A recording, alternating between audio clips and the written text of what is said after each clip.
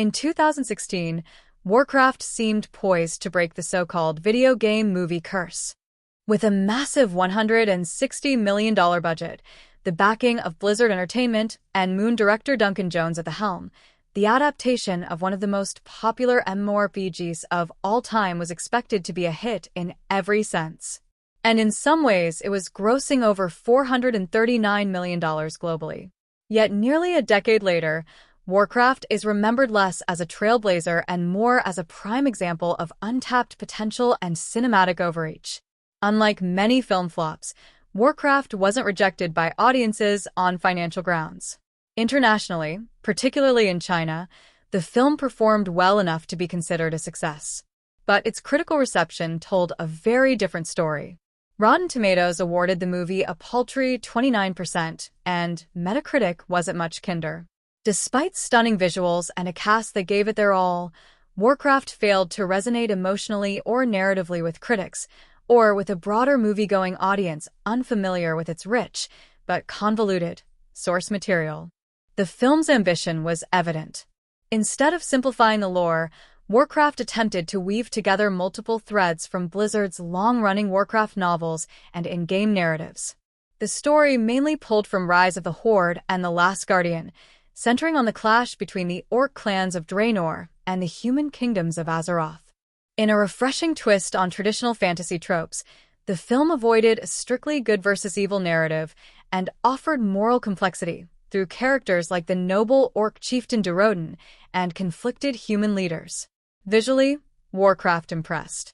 The digital effects were immersive, and the CGI motion capture performances, particularly by Toby Kebbell as Dorodin, were nuanced and believable.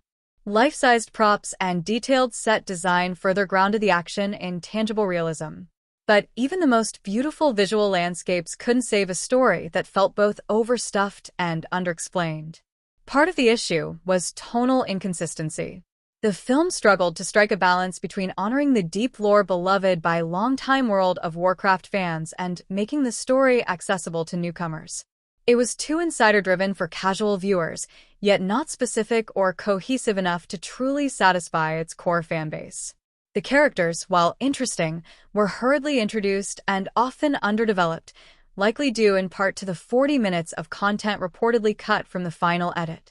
Ironically, Warcraft's biggest flaw may have been its deep respect for the game's source material. It tried too hard to be everything at once, a visual showcase, a faithful adaptation, and a blockbuster epic, and ended up spreading itself too thin. The film never developed a distinct cinematic identity separate from its gaming roots, instead relying heavily on fan service that lacked narrative impact.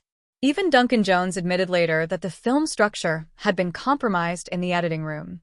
Alternate cuts and lost scenes became a point of curiosity among fans, many of whom believed that a director's cut might have made for a tighter, more engaging story. Unfortunately, that version never surfaced, and Warcraft settled into its legacy as a film full of potential, never quite realized. Still, not all fans were disappointed.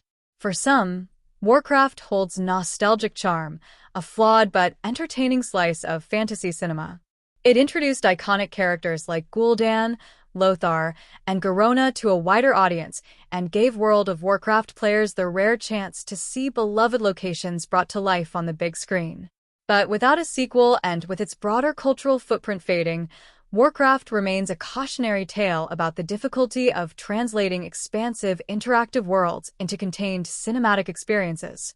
Nearly 9 years later, Warcraft still stands as one of the most divisive entries in fantasy film history, technically accomplished, fan-pleasing in spurts, but ultimately lost in the translation between mediums.